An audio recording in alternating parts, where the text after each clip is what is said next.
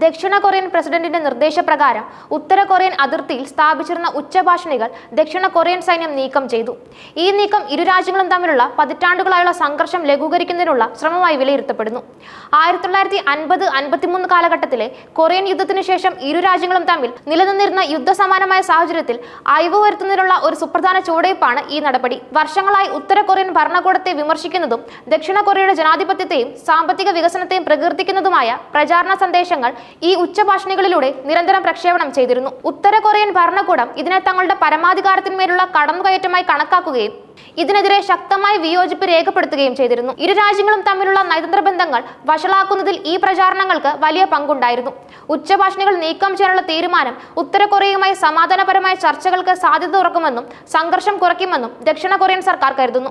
1953 യുദ്ധം അവസാനിച്ചെങ്കിലും കൊറിയൻ ഉപദ്വീപ് ഔദ്യോഗികമായി രണ്ടായി വിഭജിക്കപ്പെട്ട അവസ്ഥയിലാണ് ഇപ്പോഴും.